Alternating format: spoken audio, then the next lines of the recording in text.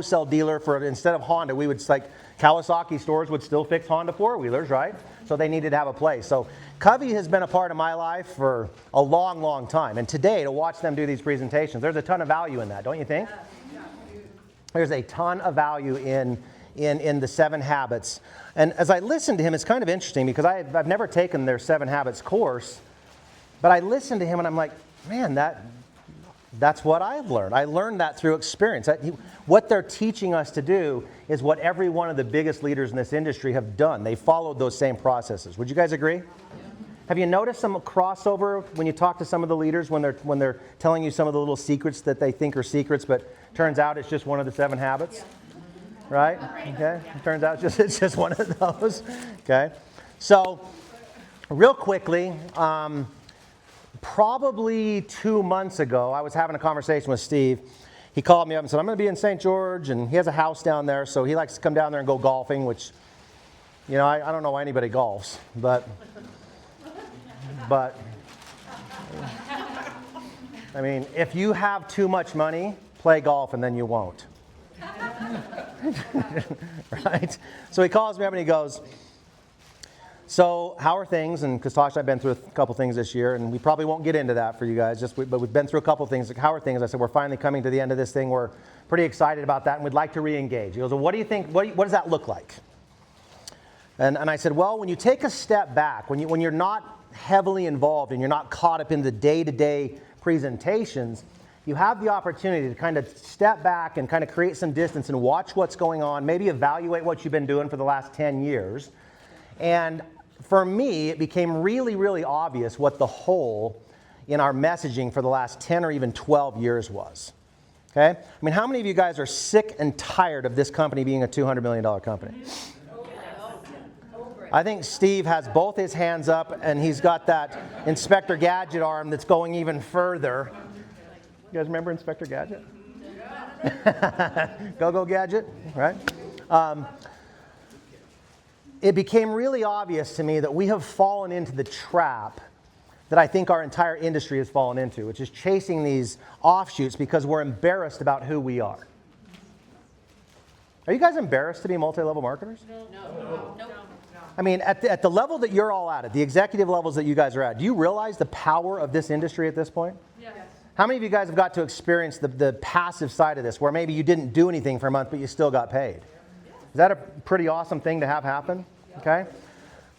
I think that our industry has completely abandoned the power of the messaging behind how network marketing got started. Would you guys agree with that?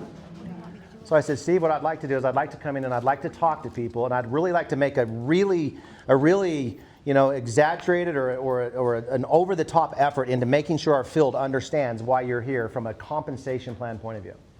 Do you guys feel like your teams know a lot about the compensation plan? No. Okay? They don't, do they? Is that my fault or your fault? Whose fault is that? Gentry's. It's Gentry's fault? Dude, what did you do?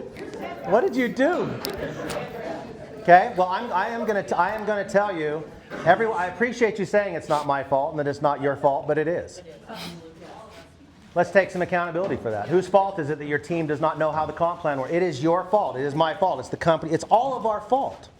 Let's take a little teeny bit of accountability and ask ourselves, have we learned enough about this thing that we can effectively teach it to our teams? Okay?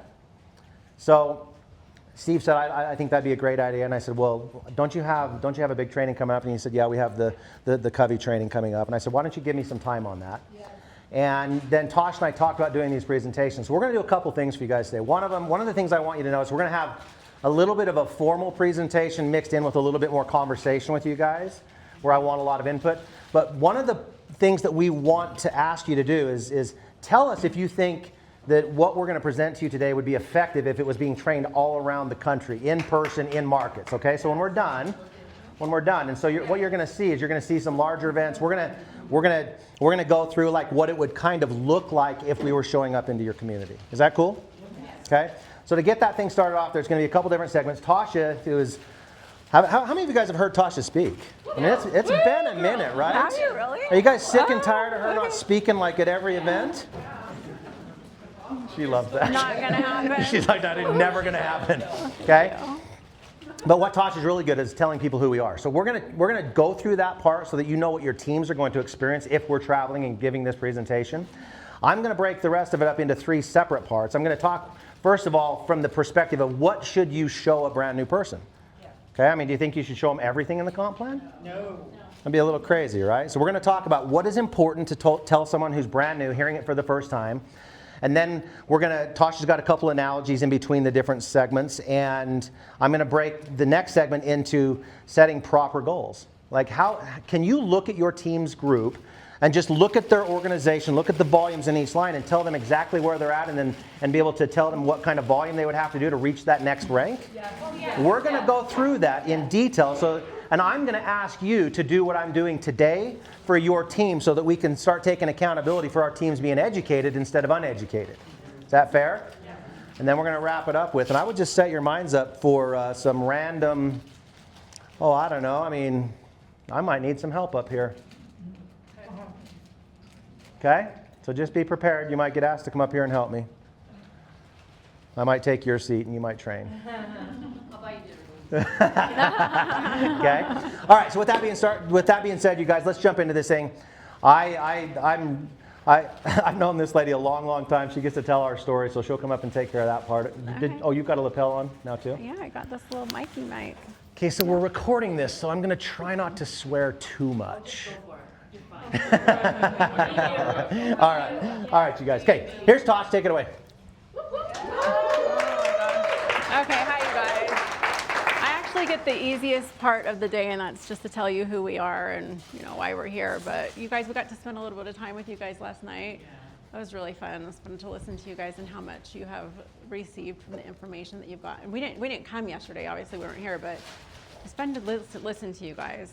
And you guys seem to have a really good camaraderie, and that you guys have learned a lot this weekend. So thank you to the corporate team, right? Steve, woo, Kristen, everybody sitting back here. It's awesome. So, and 2025. So we talked a little bit about year 20.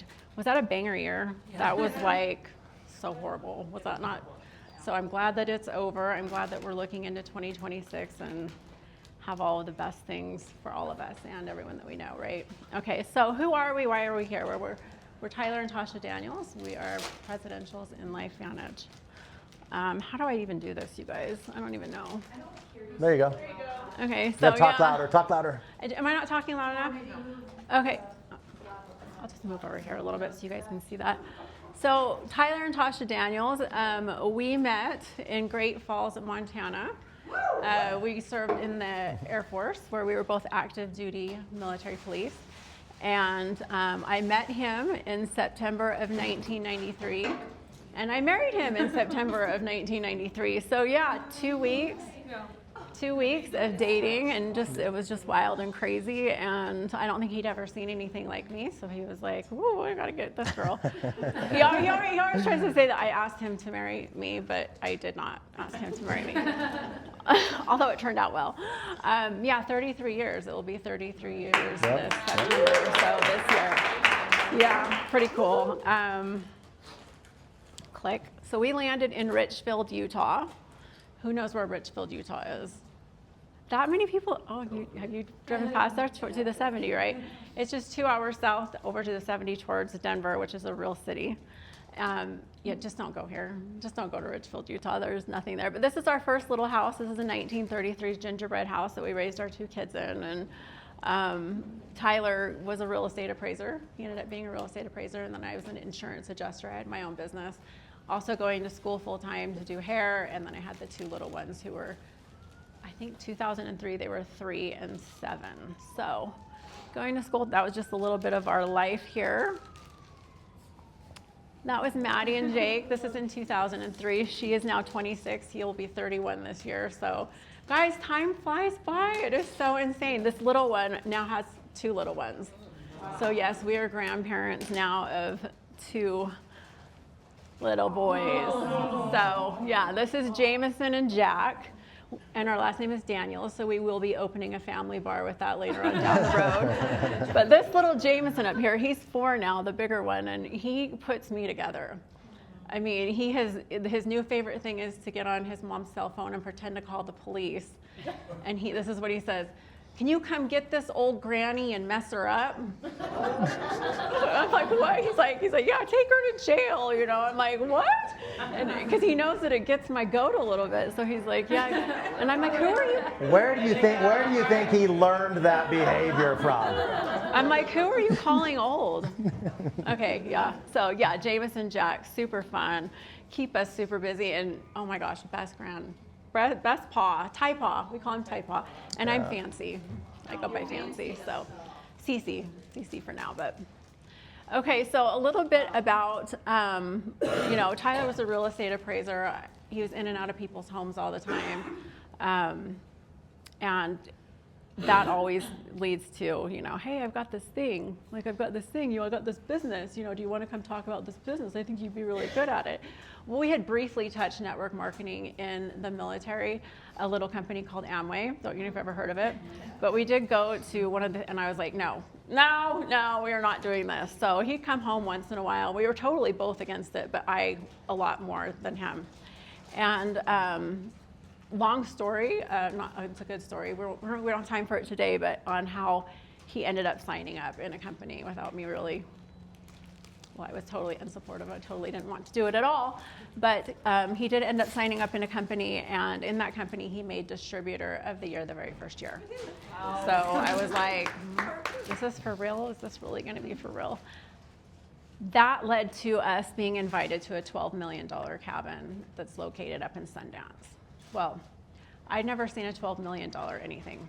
So I didn't want to be part of the business thing. I didn't want to go talk about his team stuff and like do all the things, but I did want to go see the cabin. So we're at this cabin, and it is exactly it'd be $35 million today, right? So if you can just envision a $35 million cabin today. It was everything you would think it would be. It was stacked granite, it was huge antler chandeliers, it was bunk bed room, it was sound systems, and I was just like, there is no way that this can be real. There is no way that this is a network marketing thing. This cannot be real. So I'm wandering through this cabin on my own. I come downstairs, and there's two younger ladies kind of cleaning up in the kitchen. And they see me, and they're like, "Are you enjoying the night?" And I'm like, "Yeah, I don't really do that thing in there. But yeah, this cabin is incredible." And they said, "Well, do you have any questions?" And I said, actually, I do. I actually do have a question. I was like, "Is this real, or is this just bullshit?" And they said, "No, this is absolutely real." And it was literally in that moment that my mental mind shift completely changed. That moment, these people who I'd never met before, I'd never talked to before, but this is what we call third-party validation, right? Yeah, it's so important because I just could not put it. I couldn't hear it from him. I mean, and I had zero expectations, none at all. And I think our first talk, when we ever started talking about it in our little 1933s house, our bedroom was up in the attic, and his thing was just like, "I just want a different color golf shirt in every color." I'm like, "I don't think you're gonna make enough money to do that, but good luck," right? So I had zero expectations, but it was walking through that and like seeing something and then having someone tell me that it was real, that made it real for me. So yeah, third-party validation, super huge. Let's see.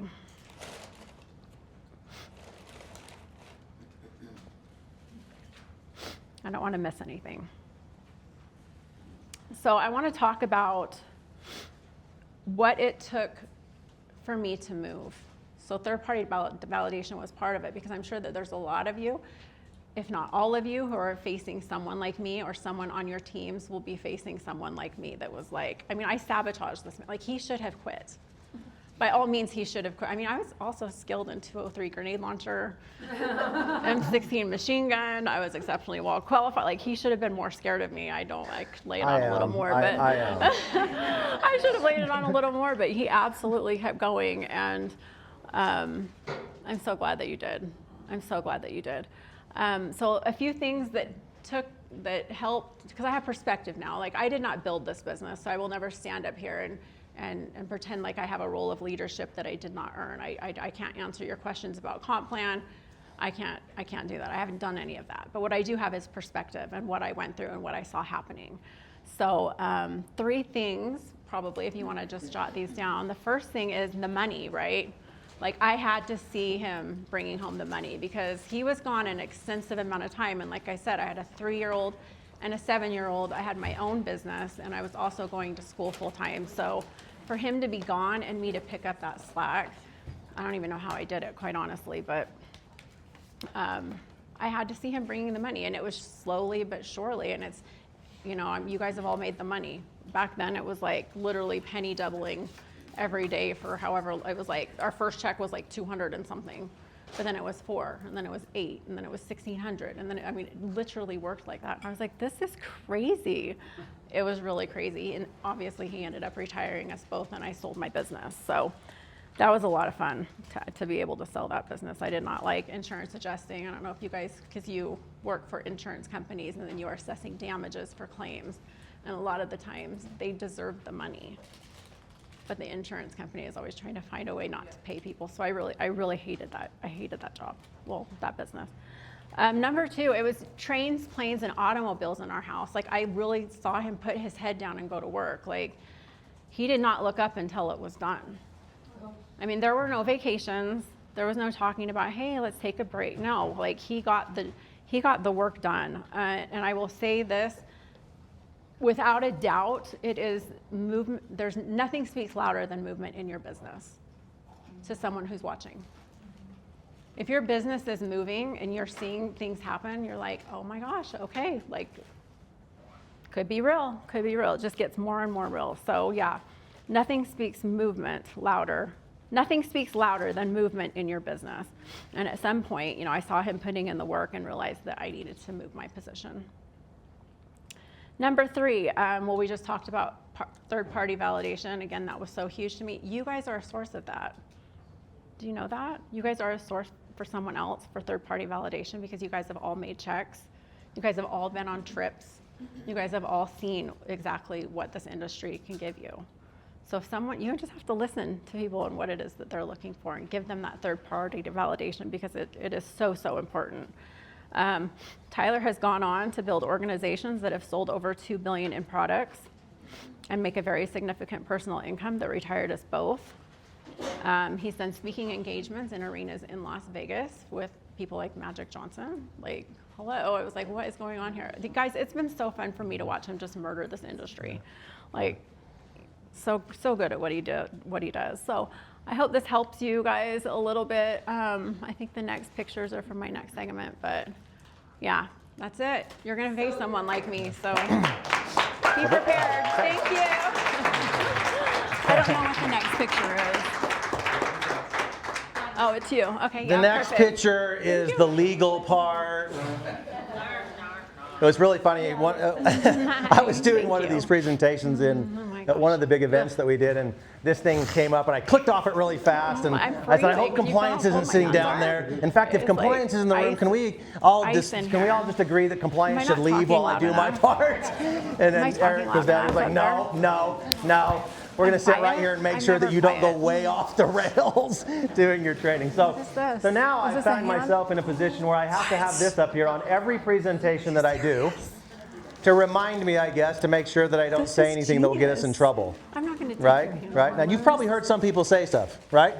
Have any of you guys said anything that if the This is FTC or nuts. whatever heard you say, the company would get shut down? Can you not pay the heat bill? Be around here? honest.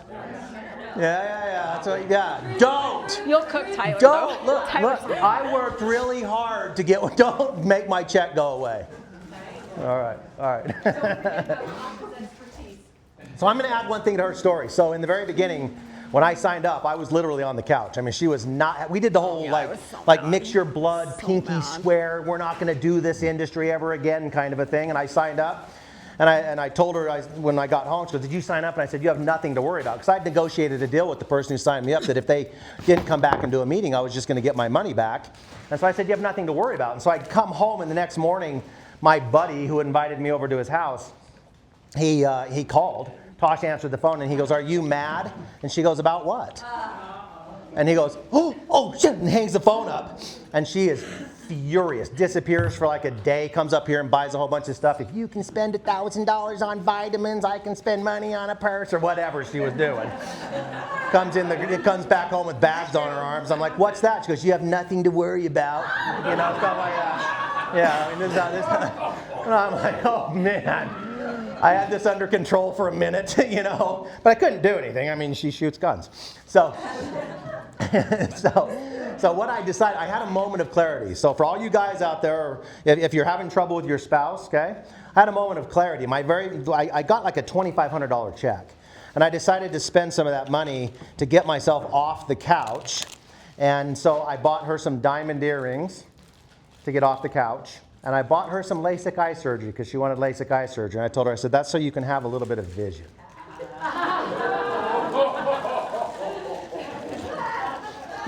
So this is how we roll in our house. This is how we roll in our house. I went off the couch, back onto the couch, you know. So anyways, you guys, it's been a really crazy journey since then. I've had some really great mentors like we talked last night. I do have to tell you that last night was a really great comeback for us to listen to you guys talk about the community and how much you enjoyed one another. I hope that will transition into what you guys do for the rest of this next year. I hope you guys will lean on each other. Find those people like Tammy and I were talking about, find those people that think like you, and then let them be the third party. Because believe it or not, even when you get to the top of the company and you think you could just show someone a check or show someone a house or show someone your cars or show someone your lifestyle, your friends still want to hear it from somebody they don't know. It's weird. I don't know why we trust people that we don't know more than the people that probably love us the most. I don't know why that is, but it is a human trait that I just decided one day I was going to stop fighting it. So find somebody in the room that you guys can really relate with and use them. Lean on each other. Go back and forth. Early on in the business, I had a couple people on my team that were running to presidential, and I created a competition. I told them, I said, if you guys will work with each other and start doing meetings in each other's groups, whichever team gets to presidential first, I will come do a 90-day run in your business, and I will support that. And so they went and started helping each other get to they actually hit it within the same month. The two teams hit it in the same month. What's that? Well, one of them is not here, but the other one was Skip and Jill Campbell. So Dr. Campbell was one of them. So yeah, and you remember that race, that run that we were doing? And so they actually hit it too in the month of December, which is one of the more difficult months that you can actually build a business. Because people are distracted, right? And we're spending money on Christmas, not buying packs, okay? So anyways, find that person if you can. Thanks for welcoming us back in here. Let's dive into some stuff on the comp plan. You guys ready? Yeah. Ready to do that? Okay. So to get this thing started, man, how long ago was it, Steve? Was it 3 years ago now? 2.5 years ago now? I got a phone call, and Steve said, I need you to come to Salt Lake. It's been 3.5? It's been a minute, huh? It's been a minute since we did this. He said, I need you to come to Salt Lake City. And I said, okay, for what? And he goes, I can't tell you till you get here. And I'm like, what? What do you mean you can't tell me till I get there? He goes, I just need you to come to Salt Lake City. And then Kristen called and she's like, I just need you to come. I'm like, for what? We can't tell you till you get here. So I get here and there's this stack of papers that's as tall as this Coke can. And they go, you need to sign all of those. I go, what did I do? Right? I mean, did I say something wrong? Am I signing over my business to somebody? What am I doing? This is more than you have to sign for a house. You know? And he's like, well, sign it and I'll tell you. So I started reading through it. He's like, you going to read all? I'm like, well, don't you think I should? He goes, there's nothing in there, Tyler. And I'm like, all right. Decided it's an NDA. It's a non-disclosure agreement. It's just a really, really serious one. And I'm like, all right. So I signed it. And he goes, we're going to look into like changing the comp plan. And I was like, what? In our industry, I think we all know that one of the things you look at in other companies is if they start changing comp plans, that's kind of a red flag. Wouldn't you guys agree? Yeah. Now that you start to think that the company is now looking for money in different places and they're going to start whittling out of places that maybe we as consultants really like it so that they can have more money to the bottom line. And so I said, whoa, slow down here for just a second. He goes, I'm not saying we're absolutely going to, but we are going to spend the money and the time to make our compensation plan relevant. And he goes, don't you think there's some problems with the plan? And there were. There were some serious problems in the first, say, 90 days or 120 days that you were part of our company and enrolling. And he said, let's go work with this team. I've hired what I think is the best team. They've built thousands of comp plans. 35 of the top 100 companies in the industry are using these guys to build their plan. Let's go sit down and do it.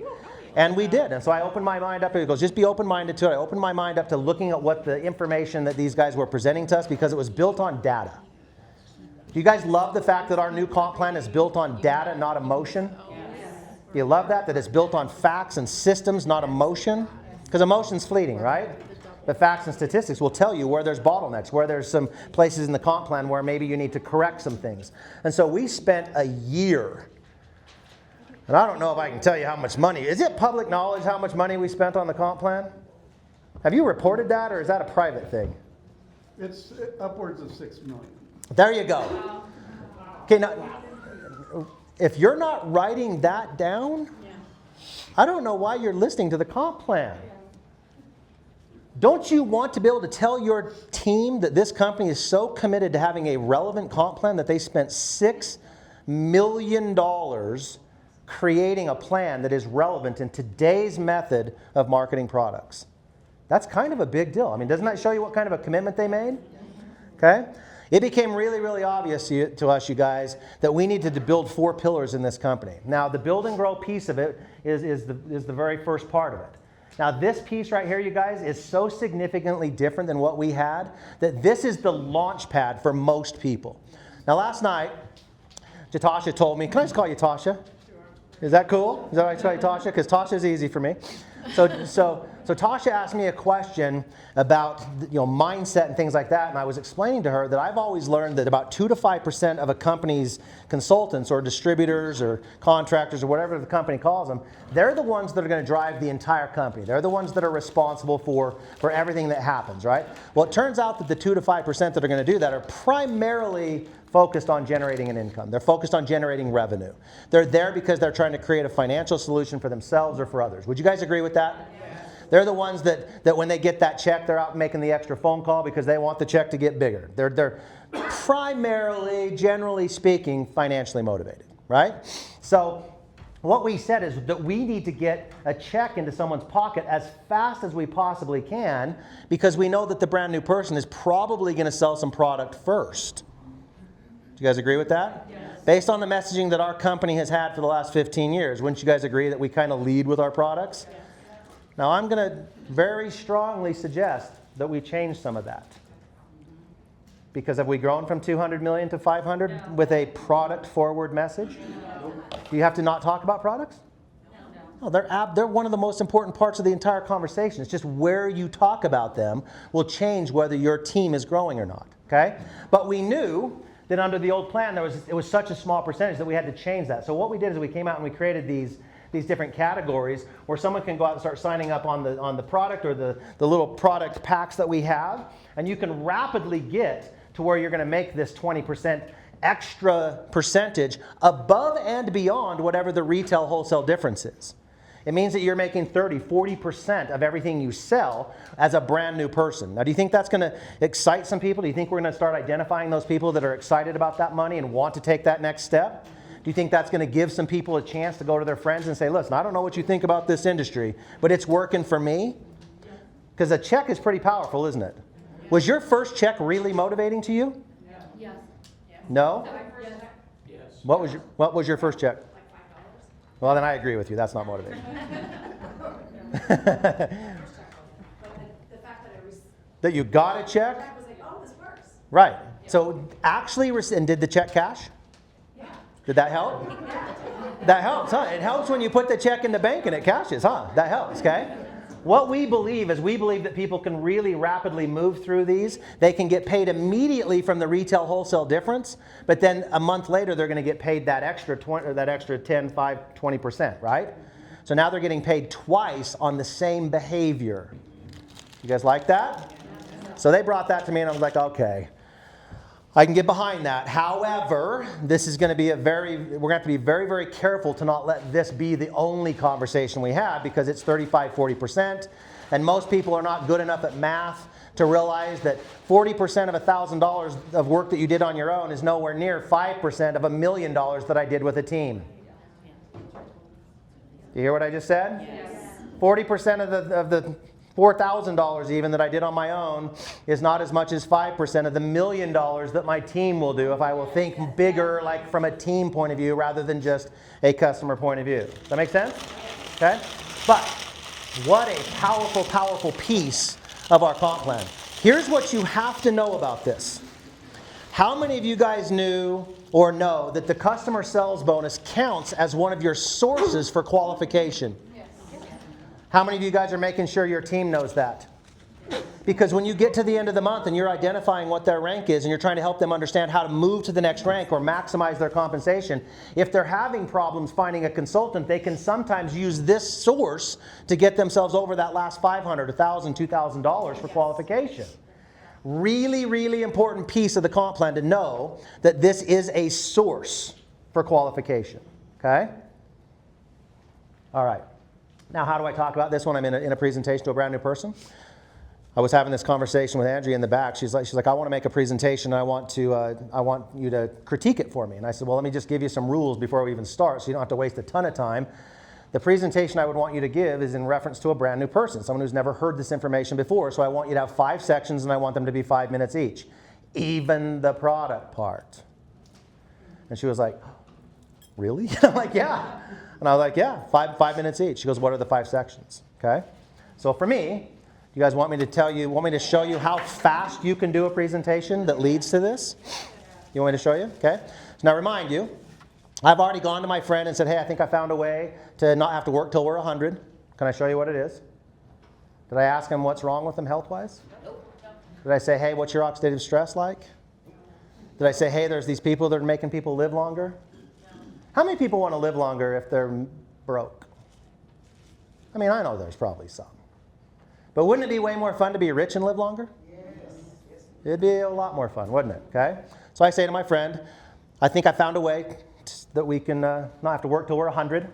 Will you take a look? Or if I'm talking to someone older, and this is what you guys have, this is such an easy transition. If I'm talking to someone older and you're not afraid to ask the question, have you made all the best financial decisions, or have you made a few mistakes in your life? Are you where you want to be financially? And if they say no, say, can I show you something that might help you correct some of those mistakes? Slow down. Okay? So you might say to someone who's 40 years old, 50 years old, or even older, okay? In fact, there's a lot of us in this room. I'm 54. I mean, if I hadn't made really good financial decisions, I would want to change that situation in my life. I'm 54. I've got, according to society, another, 11 years or so before I have to try to live on whatever's going to be left of Social Security. What are my prospects?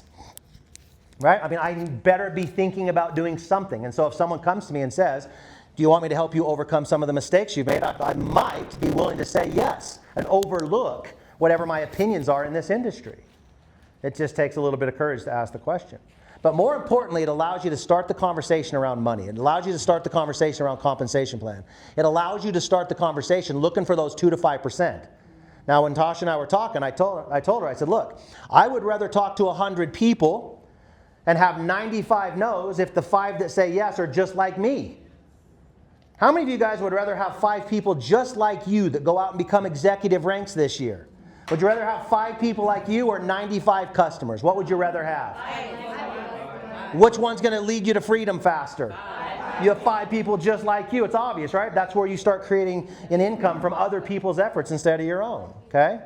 So after I've done all that, I'm going to come up and I'm going to say, okay, so here's what this company is. This company, as far as this industry goes, how do you feel about network marketing? It's one of the first questions I ask people, even in the very, very beginning when I didn't know anything.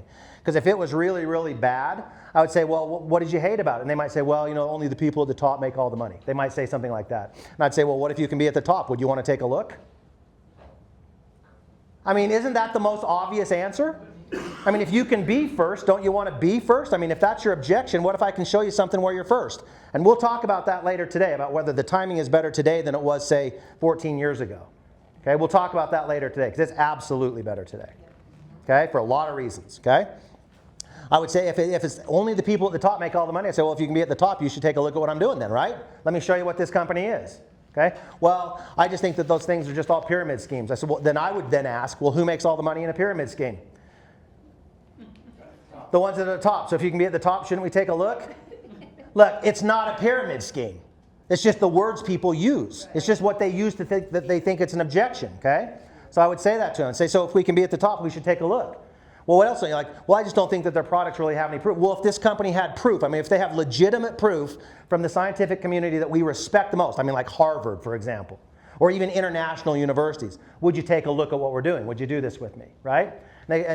Or they might say something like, well, you know, I just don't know that I'm going to get the kind of support. What if I can show you a team of people that will support you all the way along? I would answer all of their questions or objections with a question that leads to saying, this company, LifeVantage, let me just tell you who they are. What they did is they understood that having credibility in their products matters, so they got 30 peer reviews. That's what I'd say today. In the beginning, we had to say 4, because we had 4, okay? I'd say there's 30 of them from places like Harvard, Ohio State, right? Places that are international. There's 30 of them. American Heart Association, if you don't want to be at a university, right? There's places that are saying that everyone should use this product. And what that means is not that we're going to run around and save everybody's lives with their health. It means that when they start using the product, they're going to buy it every single month, and this company will pay you every month when they do. Now, what that means to me is I do work once, and I get paid over and over and over. I need to do the work really good once. I need to do it really, really good once, and then it pays me over and over and over again. How would you like, and if I'm talking, like if they were talking to me as a real estate appraiser, they would say, how would you like to do an appraisal, turn it into the bank, and then every month they send you a check for appraisal even if you don't do another one? I'd be like, that'd be awesome. That's what they do. You can do that example for almost anybody. What if you went to work next week and gave them 40 hours, but they paid you for that 40 hours for the rest of the year whether you showed up or not? Who was in for that? Who's in for that plan? Because that's what this plan is. You do work really, really well one time, and then they pay you every single month when they buy the product. They can't get it anywhere else. They can't get it anywhere else. Oh, and by the way, the pyramid thing that you guys want to use, we're publicly held. Every attorney general in every single state of America has approved this company. Do they approve illegal behavior? Do they let illegal companies be on the NASDAQ? Do they let illegal companies trade stock and sell their stock to these unsuspecting buyers? Do they do that? Of course not. So it's been scrutinized. They pay you every single month for what you're doing. It's on the NASDAQ. You can even buy, did you guys know you can buy their stock? I would tell people, you know what, when have you ever been in a position where you can buy stock in the company and then your behavior impacts the stock price? I mean, this isn't like buying Starbucks stock and then buying a Starbucks. This is like you can buy their stock and then go to work and generate millions of dollars of revenue that will absolutely impact the stock. Any of you guys doing that? Yes. It's a pretty good price right now. That's all I'm going to tell you. It's a pretty good price right now. Okay? And then I would say to them, I'd say, so we can help people live longer. We can help people with all this science. We can help people make a whole bunch of money. The first thing we need to know is this is how you can start making money. When someone buys the product, you can start earning these commissions. That's how I get there. Can you guys do that presentation? Is that hard? Did I have to say anything about superoxide dismutase or catalase or cellular activity or keep 1 and keep 2 receptors? Or do I have to say anything about any of that kind of stuff? Do I have to talk anything about 28 grams of caffeine in AxioX? And do I have to say anything about any of that? No. Do I have to talk to someone about, did you know that there's enzymes in your gut and the GLP-1 will activate the enzymes in your gut, and if you activate those enzymes, it'll affect the food cravings that you have. All that food noise will go away. I mean, do I have to do any of that nonsense? Or do I get to look at someone and just say, listen, these guys have created an environment where if we're just willing to tell the world it exists, we can get paid every single month for doing work really good one time. See, this is how I did the business, you guys. Okay? I didn't do all this, watch the ABC Primetime special and let's talk about the lab in Denver where the study was done. I didn't do any of that. I know that that's been told to go, just don't do that. Another okay? is falling in love. We're like, I didn't do that. Well, think about it like this, and I'll move on, okay? Think about it like this. Let's say that your motivation and your team's motivation is to go find all the sick people in the world because we're going to save their lives, okay? And you give this ridiculous response that I've heard 1,000 times. I'm just going to call it out. You guys cool with me just calling it out today? Just call it out, okay? I cannot tell you how many times I've heard, well, when someone's a product of the product, I mean, their testimony is just unshakable, and they're going to go tell everybody. You guys ever heard that?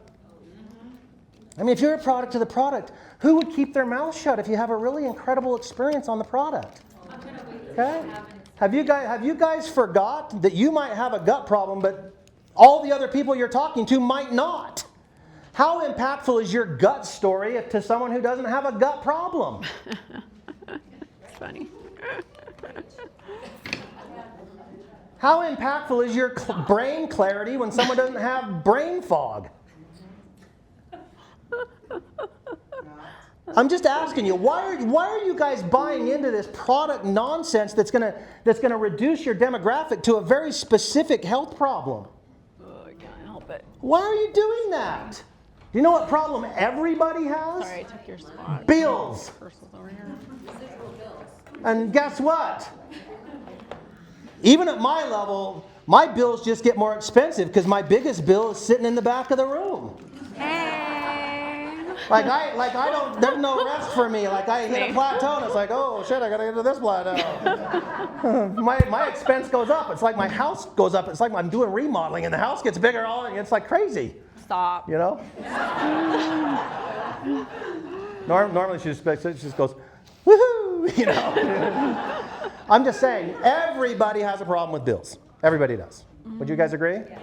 So why would you not open that demographic up and learn how to have a conversation about where are you at financially? Can I help you not have to work till you're 70? Have you made all the right financial decisions? Isn't that an easier conversation? Okay? It's way easier, right? How many of you guys do the research on like median retirement savings at your age? Any of you guys ever done that?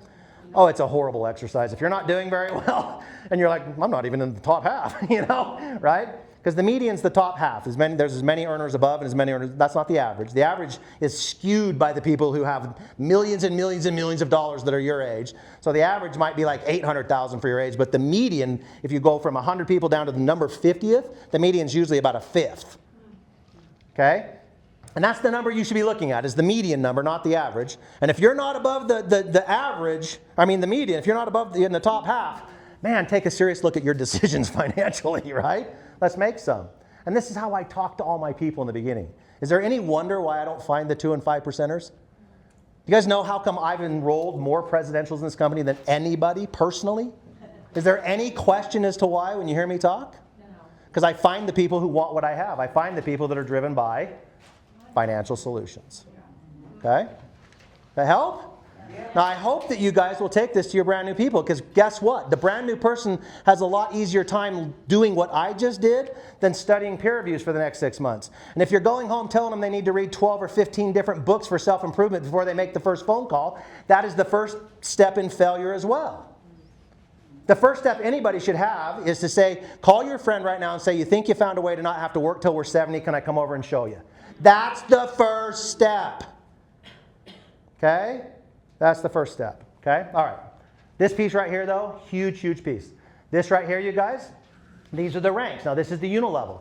I do not go into detail. If I show this, I just say, listen, when we get to the top, we get all the way down here to nine different levels of payout on this thing. What it means is that the people I enroll sit on this level, the people they enroll are here, and so on and so on and so on through 9 of these. And so I always do simple math, and I've heard big leaders in this industry try to almost criticize this. And I'm like, are you joking? You would tell people to not do the 3x3 or the 5x5 model? That's the easiest way to explain how this works. If I go and get 5 people who get 5 people, there's 25 people on this one. If they get 5, there's 125, and then 625, and then 3,125. Oh, thank you. How would you like to get paid 5 or 6% of 3,000 people's orders? How would you like to do that? That's all I say about the unilevel. Is that hard to understand? How would you like to get 10% of how many you enroll? And by the way, is there a limit? No. You can get as many as you want. You can get 10% of all. You can have 100 of them. Should you get 100? Yes. Yes. Sure. If you can, yes, you can. You should.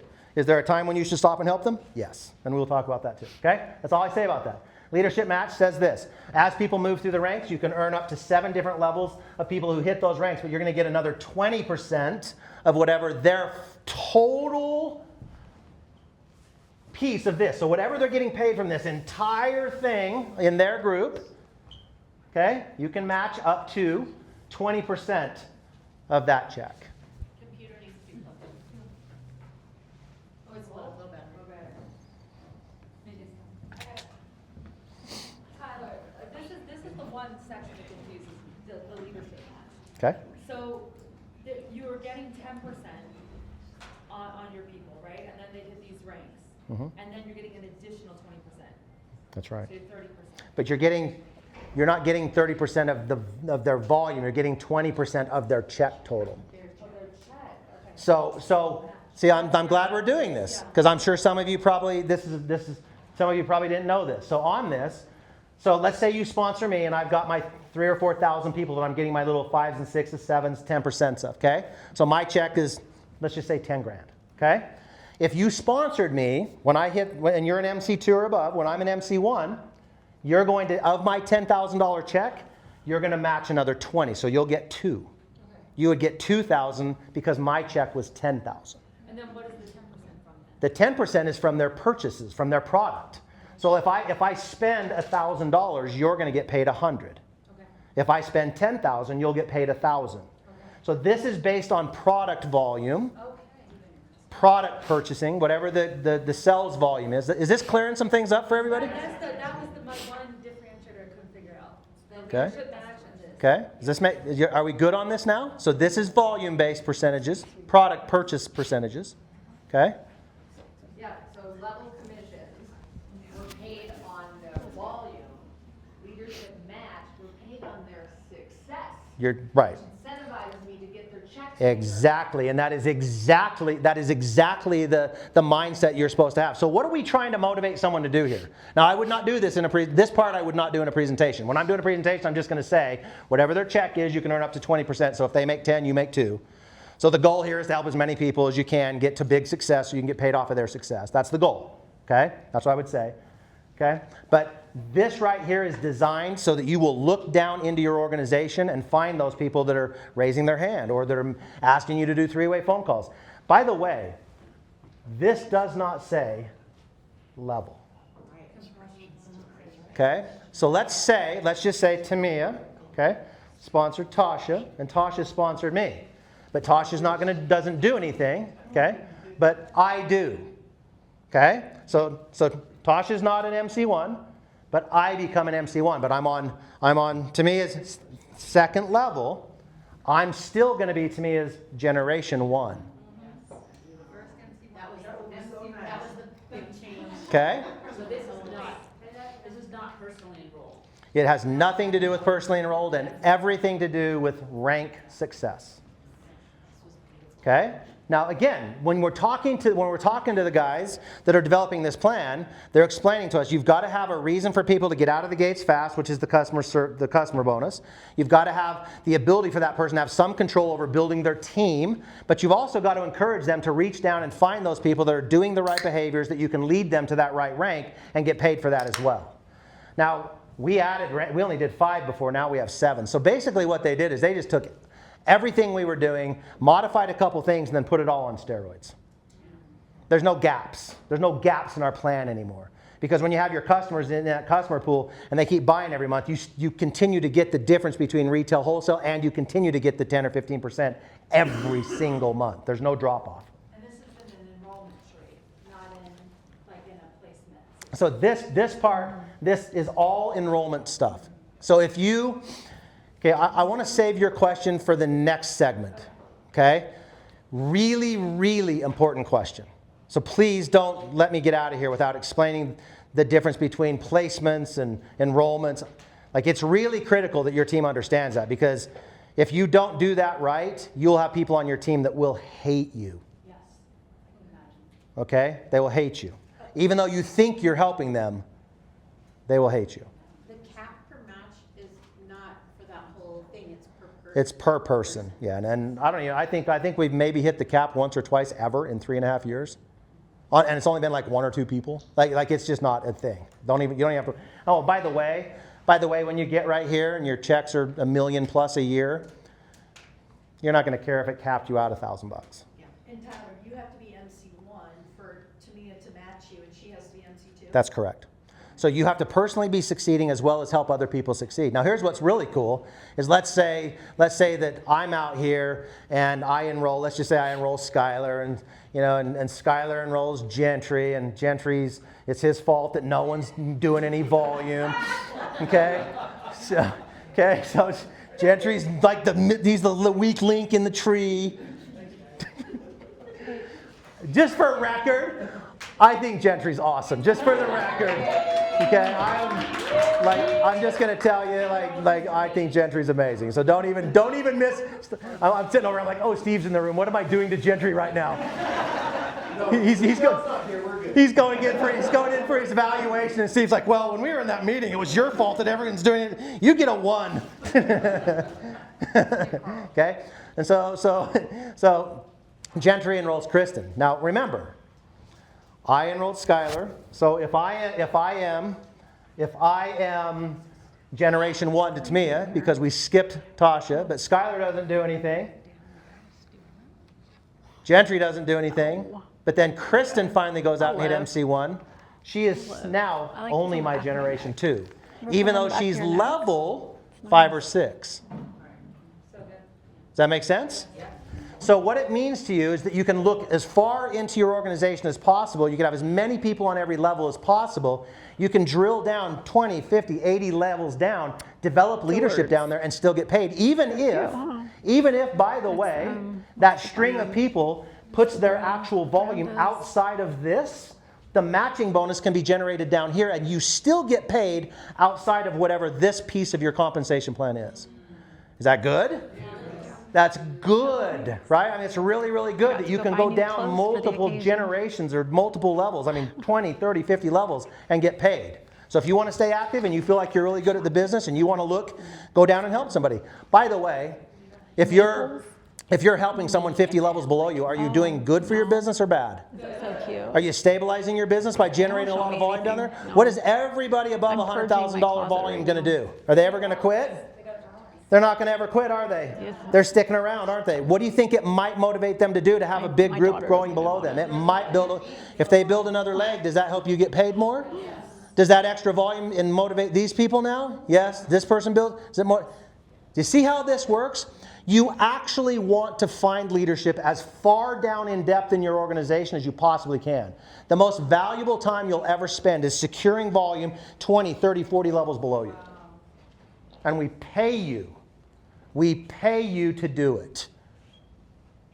Okay? Is this good? Greg? How come it says maximum 9%? Go back.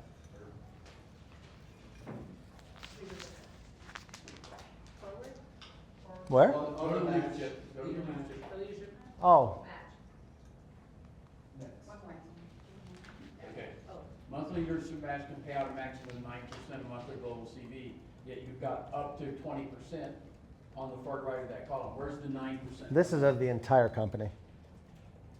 What? The entire company. Whole 1 point or 2 over. You're right. Okay, so the 9% is. Of the entire company's volume. Yes. Okay. It's 9% of the entire so remember, this is 20% of 10%, let's just say. Okay. That's a 0.5%. So when you're sharing all this out through 7 of those, it's about 8 or 9%. So if we as a group completely maxed it out with every nickel and dime, we might run into this. And all they would do at that point is reduce the total payout by whatever we go over that. It would be a lot. It would take a lot of perfect structure, perfect compression of MC1s to get there. Because you remember, these MC1 ranks have multiple levels between them normally. Nobody's business has 5 MC1s or 5 EC1s, 5, 10, 15 MC3s. Nobody does that. Everyone has these scattered leadership through their organization. Okay? If you can show me a perfect business, I will literally step off the stage. They can have the whole thing. How did you do it? It's almost impossible to do that. Okay? Well, I wasn't relating that to the global. Yeah, it's of the global commissionable volume of the entire company. That's every country. I was looking at it as my global CV. No, it's the whole thing. So as we can now think about this, as Steve continues to move this company into other markets around the world, and those markets are very, very young, does it offset how close we might get to this? Yeah, I mean we're getting paid on stuff that's not got leadership developed in it yet. So there's none of this being paid out on whatever those $3, $4, $5, $8, $10 million a month is doing, right? Very, very. I mean, this plan is really, really solid. This is simply a protection. Which, by the way, let me side note here. I'll come back to you. Okay. Let me just side note here for 1 second. When as I've moved through this process in this industry, I've spent a lot of time studying comp plans. Like I'm usually the one that loves to debate binaries versus unilevels versus force matrices versus all these alternative plans that people have. It's fun for me because I can do math in my head faster than most people can do it on their calculator. So it's fun for me. You don't need to do that, okay? But it's fun for me to do that. What I've learned though is that if you're going to be responsible as a member of this company, you cannot have the company pay too much out. So a lot of us are like, well, why don't you guys just pay 70% of every dollar out? I mean, just think of how motivating that would be. Well, it would be only motivating until the company can't pay its bills.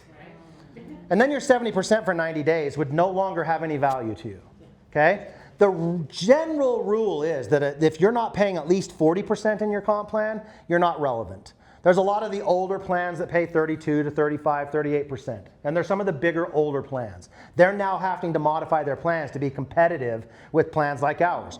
Okay, now we're paying, I think it runs between 42 and 45% generally in a month. Okay, that's roughly where we're at. But 40 is the low end to be competitive.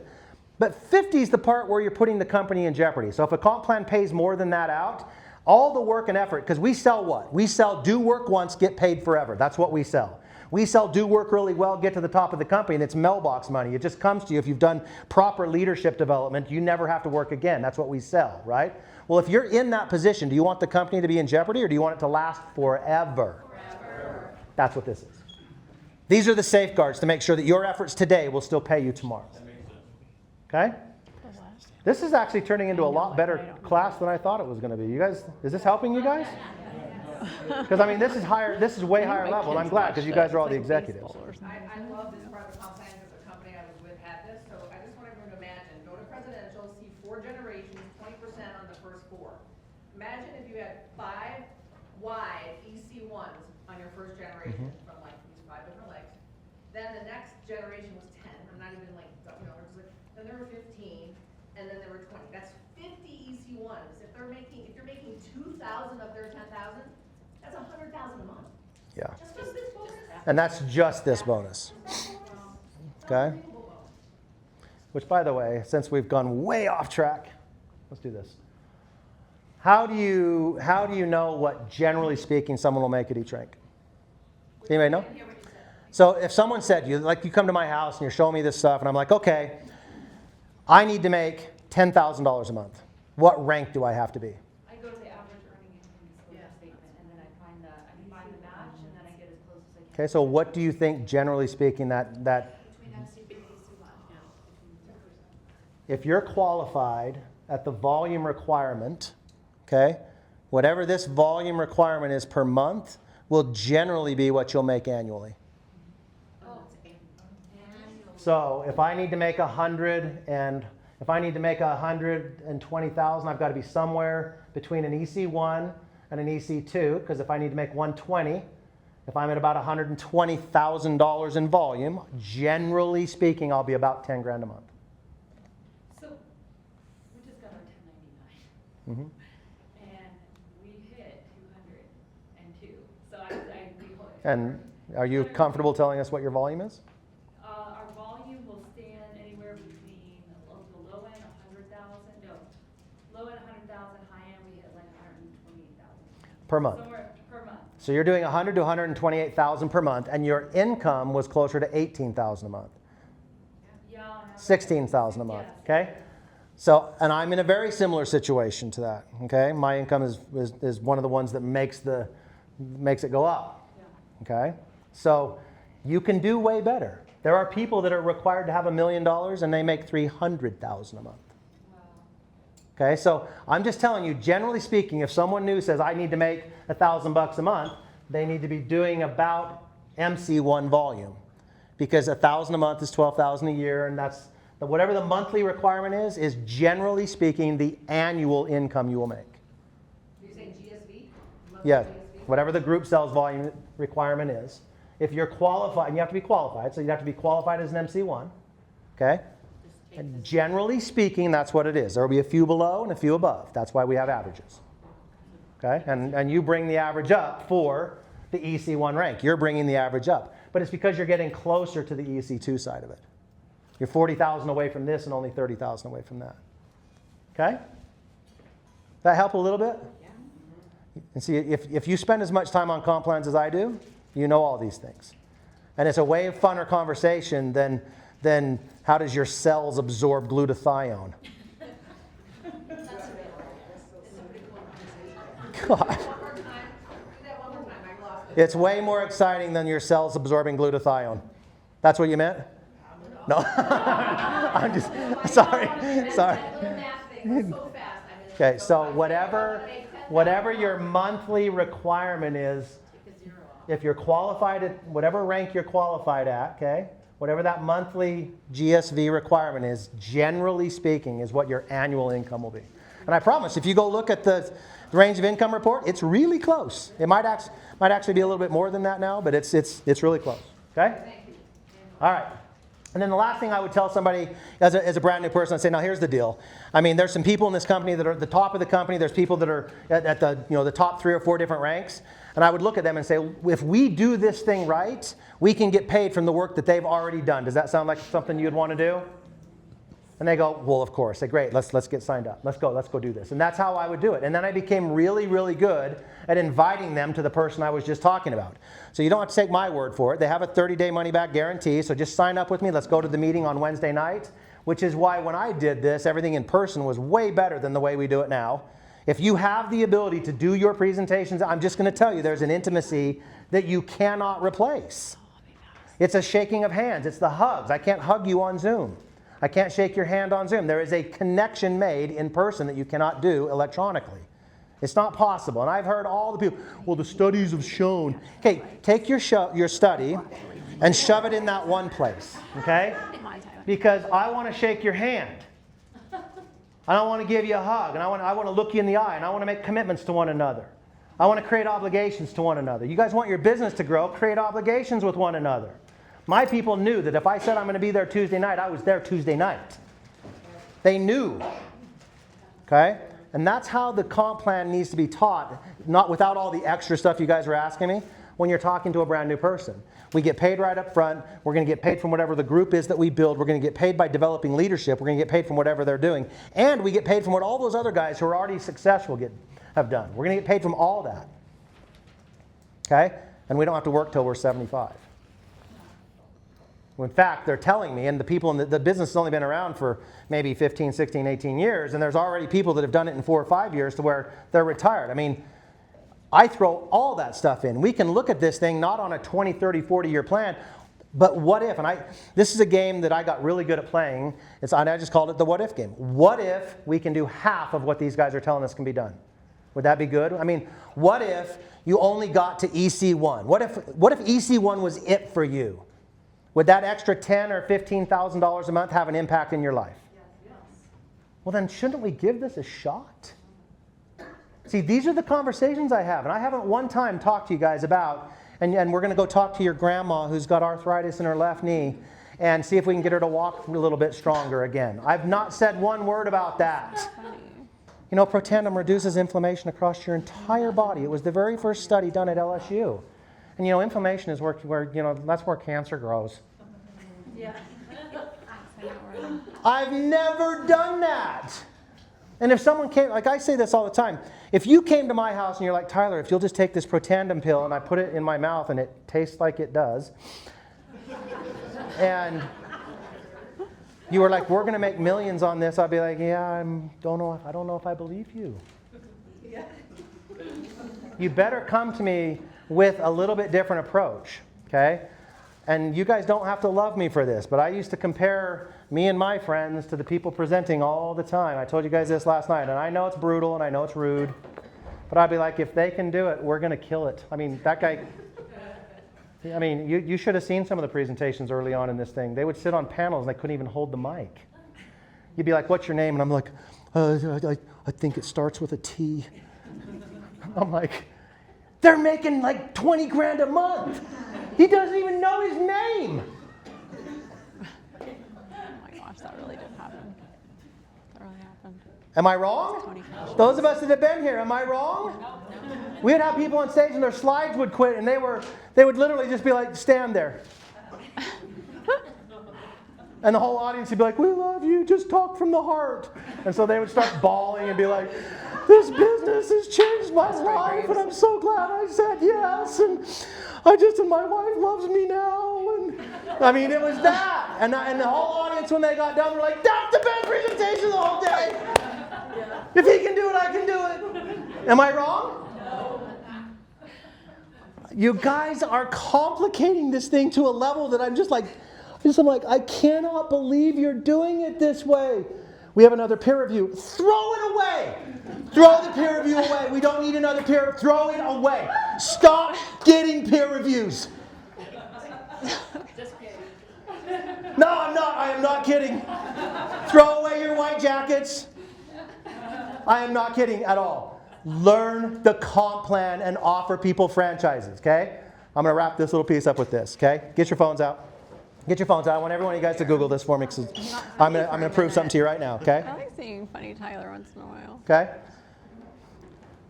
Google this, okay? I'm going to tell you what to type in. I want you to type in, does McDonald's lease the land to their franchisees? Just type that in. Because when I asked you, what does McDonald's sell, what do you guys think they sell? Mini franchises. Okay, what did you think before last night? You thought they sold Big Macs, don't you? You guys think McDonald's sells Big Macs and Quarter Pounders and fish fillets, don't you? That's what you guys think. You think they sell the McRib once a year, right? By the way, have you seen what the McRib's made out of? I don't know if you saw it. It's all the leftover gizzards and ligaments and all the other crap that comes off of everything else. They squish it into something that looks like a rib. It's like the thing. It came out. So disgusting. I'm being recorded, so I hope I don't... listen, I'm sorry. McDonald's is the best tasting McRib. And I mean, there's nothing better than your McRibs. Okay, look. What do you think McDonald's sells? Okay, so look this up. What does it tell you? McDonald's primarily functions as a real estate company. Did you see that? Save this because you need to show this to people. Save it. McDonald's primarily functions as a real estate company. The corporation typically purchases the property and leases it back to the franchisee. If you read down a little bit further, they keep 45% of the land ownership and 70% of the building. They believe that is the reason that they have such a steady revenue stream. And what happens over time with land and property? What happens? Does it appreciate? They own $42 billion worth of real estate. $42 billion. Okay? Do you think McDonald's would love to have more franchises or less franchises? Okay? So if you picture yourself as a customer gatherer, I want you to imagine erasing all McDonald's except for even just one in LA. Are you going to be limited on how many Big Macs you can sell? Okay? If you picture yourself as a micro franchisor, you can have McDonald's everywhere. Where are you going to make more money? You're going to make it from having thousands of micro franchises? Yes. So what do you need to go get? Do you need customers or franchisees? We need micro franchisors. That's where your brain has to go from all this. And my brain's never left it. For 15 years, I've had to listen to people tell me that customers become consultants. And I'm like, I would rather have 5 consultants go gather all the customers. And they're like, why do you think that? I said, because I don't want to wait 9 months for someone to have a product experience before they decide they got to go find everybody else with intestinal problems.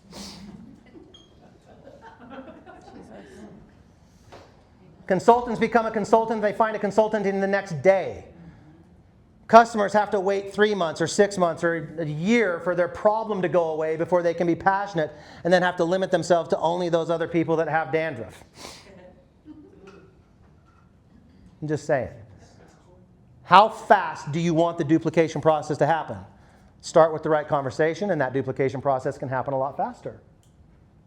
I'm not telling you that the products don't matter. I'm absolutely 100% behind what allows us to have recurring income. And it is absolutely 100% because of the value of our products. And the new edition of the P84, right? Are you guys having a great experience with that? Yes. Okay, it's a great experience, right?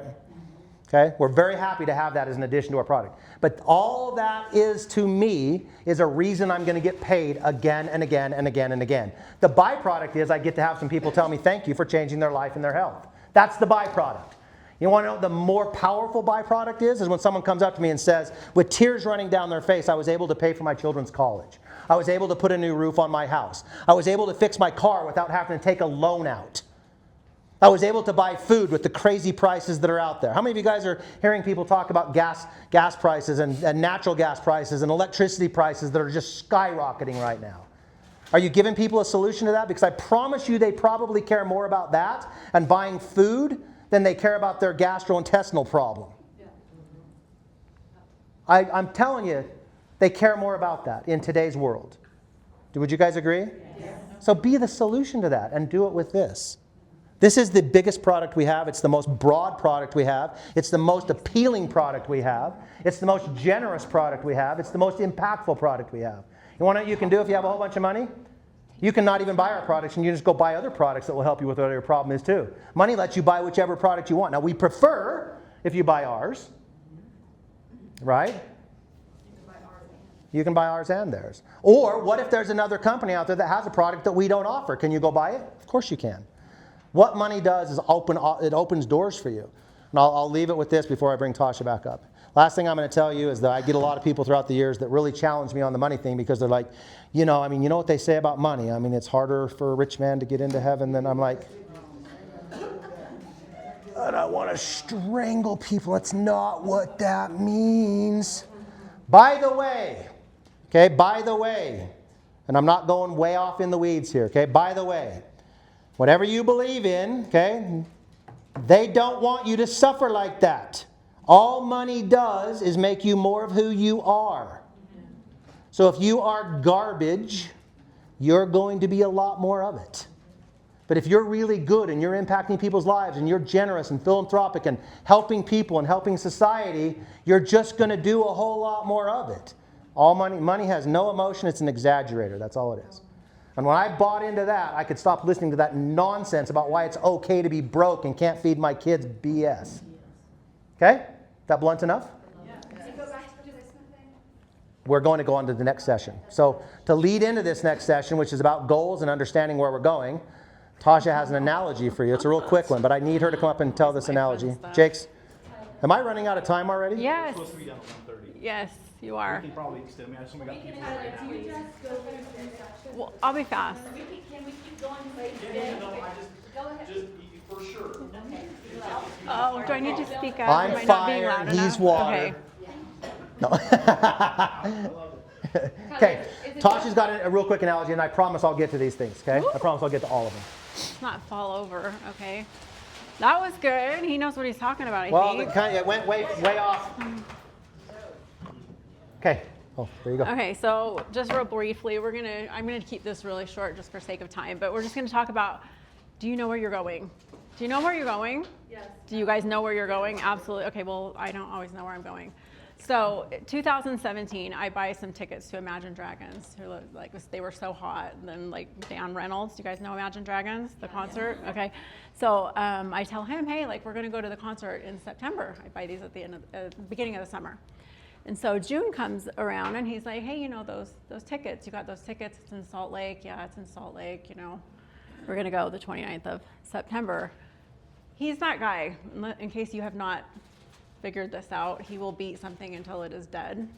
He will keep talking about it until it is dead. He's the day to the airport early guy that's sitting there for hours waiting for them to call your section that you sit in. I'm by the seat of my pants all the time, so it absolutely drives me crazy. So then July comes and he's like, hey, those tickets, you got those tickets, those are September and they're in Salt Lake. Yes, they are, they're in September and it's gonna be in Salt Lake City.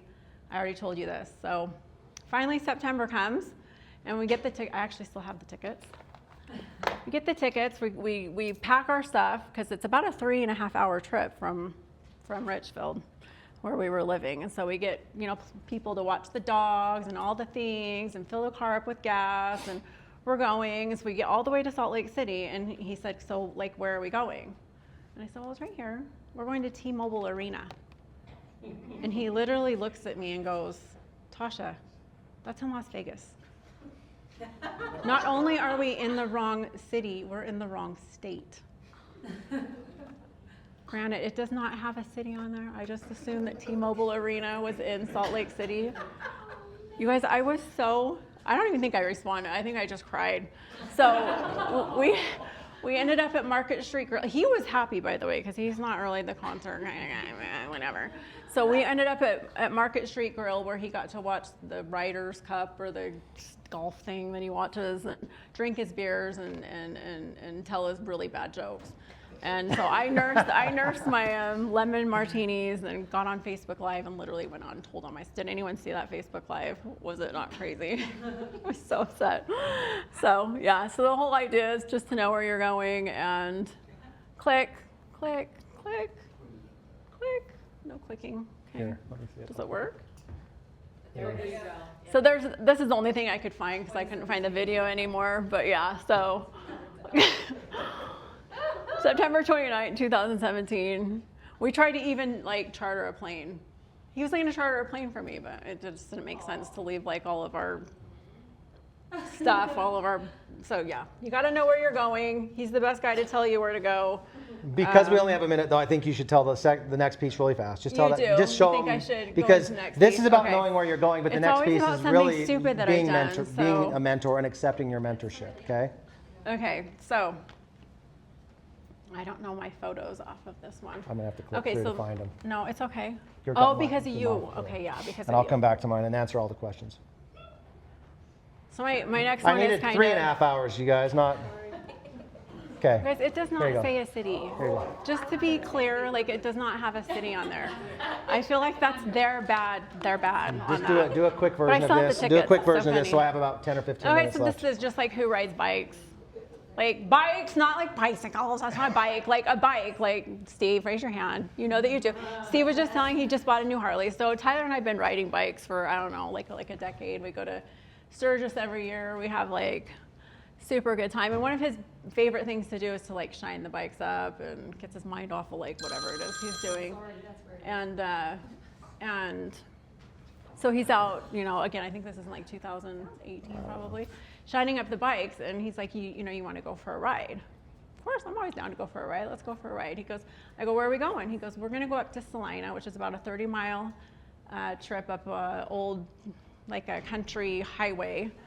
And we're going to go to Denny's because we're still classy like that. We love Denny's. Like, come on, moon's over Miami, come on. So we ride up there. This is an actual photo of us eating the moons over Miami on that day. And so we get done with our, he looks so good. We get done with our lunch and I said, you know what, I want to lead. Like, let me lead. He's like, okay, yeah, that's fine. So again, I'm about 65 miles an hour and I've got like a 3/4 helmet, okay? So it goes like down to here. And just going, about 65. And then I literally feel like something smashed me in the face. And I'm thinking that it's like a brick, maybe a rock. I don't know. I'm instantly, my eyes shut. I cannot see. I'm going 65 miles an hour on a motorcycle down the country highway, and I cannot see. So I know I'm trying to kind of veer right a little bit. I'm waiting for the rumble strip so that I know exactly where I am on the road. I pull over, I get off, and I still can't see. I get off my bike, and I'm literally bent over. I'm trying to get my helmet off, crying, like literally, like snot, like super sexy, right? Like snot's kind of like it's disgusting. And I can hear him kind of running up behind me, and I come up, and he literally pulls a yellow jacket out of the top of my lip. At 65, like I'm surprised that it just got stuck there. I don't know, got a big mouth, so But yeah, so this is over. This is over 4th of July weekend, by the way. Pointed at the computer. Oh, I have to point at the computer. This is how I get to go walk around town on the 4th of July, all because I didn't want a windshield on my bike. This was over. Okay, honestly, this was over a windshield because before we left, he was like, "Do you want your windshield? I'm going to put your windshield on." And I was like, no, I don't want a windshield. My bike looks good. Like, no, you have your own bike. Like, Mine so I had a did windshield. not put my windshield on the bike, and that's the whole point of the story. I forgot to tell you that part because I was rushed. But you guys are the windshield. You guys are going to be the windshield for your team. Okay, unless they like unnecessary pains and things to go through. And let's just get a better look at that baby because that's so crazy. Yeah, so be the windshield for your team. You guys know, you guys have gone through the downfalls. You guys have done the wrong things. You guys, like, just to save them the time, like, ta-da! Okay, windshield. Anyway, yeah. We feel like those analogies are pretty good when you start thinking about knowing where you're going, right? I mean, I've been asking her for a long time, where are these tickets to? And she's Salt Lake City, Salt Lake City. It got so bad that she finally was like, they're in the drawer if you want to go look at them. And I'm like, fine, if you say it's there, fine, I won't even ask you again. And then we go and find out it's in Vegas, right? It's crazy. And then that other analogy, I crazy. think it's a really interesting analogy because all you have to do is put the windshield on and you can avoid that pain, right? So, all right, they're telling me I only have like 10 minutes, so that means You don't have to rush, people are gonna leave, but you can keep going, because we're recording for everyone. that's what I was gonna say. Is if you have plain, go, just go, get up. You're not going to be. You're not offending anybody. Like I always think I can do this in such less time, but then I really do like though the questions that you guys asked because it took us in a direction that answers a couple really important questions. Okay, so all right, let's dive into this next little piece. Thanks for doing that, Tosh. Yeah, you're welcome. Sorry, you guys. No time. Looks We good though, huh? will narrow this thing down if we need to. It was awful. Okay. Your lips are so pretty now. Oh, thank you. Well, and it was over 4th All of right, July, so- so like everyone's like, wow. In My the daughter interest of goes- time, why don't you guys direct me on what you would like to know more about? The 5 On- things in 5 minutes. Little Okay, so the 5 things in 5 minutes each. Funny. So when she was asking me what I like to do is I like to talk about the industry first. Now the I'd be reason I do that smacking is him. obviously because that's the hardest could be question the to other way overcome. I don't around. want to spend 2 hours explaining the company to them or the That was products too to them rushed, but or the whatever. comp plan to them or timing to you them believe that? if all they're going to tell me is I don't do those things. And I had that experience about 5 or 6 times and I realized I'm going to find that out in the first 5 minutes so I don't waste 2 hours. How did that happen? Okay? And I understand that it's the most difficult conversation. I get it. I understand that when you go up and say, it's one of those things right out of the gates that you get this big pushback. All that means is you've got to be prepared for those questions and answers that I gave you earlier. Is it a pyramid? Well, if it is, who makes all the money? You've got to overcome the idea that there's something wrong with our industry by asking them, what if I can show you how this company is not that?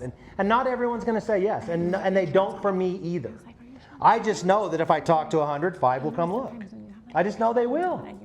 So I don't even set goals where I have to get 100% or 80%. In fact, if you're getting a high percentage of people participating, then you are phenomenal at this.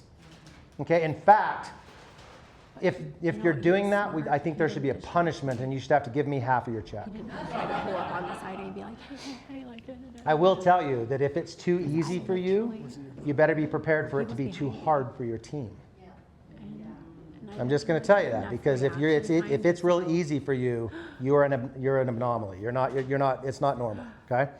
So the 5 things are the industry itself, the company. So how do I talk about the company? I talk about the company from the standpoint is that they started out traditionally. The product was being sold on store shelves, but no one knew what it was because it was such an advanced conversation. They either had to have someone stand next to the product or they had to change their distribution model. So they chose to bring it to network marketing because that's what we are. We're the experts of giving products a voice. And that's pretty simple explanation, isn't it? I just went like this. So these products were being sold on traditional store shelves, and it was CVS and Walgreens, if you guys want to know. Okay? They realized that you'd have to have somebody stand next to the product because it's an advanced conversation about oxidation, right? It's an advanced conversation about antioxidants. At the time, antioxidants was so popular that even 7-Up would put cherries in their drink and call it an antioxidant drink. Remember that? But this conversation was such an advanced piece of the antioxidants that people would go to the wall of 400 antioxidants and not know that this one even existed. So we had to give it a voice. So they had a decision to make. Do we leave it there or give the product a voice through a distribution model, which we're all really good at? We're all really, really good at telling people something exists that they don't know exists. Okay? So that's how it came here. Okay? So the company then, we were very fortunate that they realized the power of answering a 50, 60, 70-year-old question that no other company's ever answered, and that is, where's your proof? Where is your proof? Has been asked to all the other companies so many times, and the answer is always something like, well, nobody else has it, so why are you expecting me to be held to that standard? Or they would say, well, we have a scientist, and give you his curriculum vitae or whatever it is, whatever his resume is. You'd give him they'd give you whatever he's done in his life to try to establish credibility for his opinion, or they would pay someone to come in and give them the opinion they wanted, none of which have the kind of credibility that a real, true, peer-reviewed medical journal published study would give you. So this company came out and gave us that. They bridged a gap. They gave us an answer to a lifelong question in the industry. Why does that matter? Because you don't have to be the expert. Now here's where we failed as a company. We think everybody needs to be an expert when we already have them. Why do you think you're ever going to learn more about these products than, say, Harvard did in their study? Why do you think you're somehow going to have more credibility than the American Heart Association? Why do you guys think you're going to have more credibility than these controlled environments that are putting millions of dollars and millions of resources into this study? Why do you think that you're going to be a bigger expert? You're not. You're not ever going to carry more credibility than the place that did the study. So let them be the expert. For me, it meant that nobody had to be that. No one had to go educate. You can be who you are and point to the study.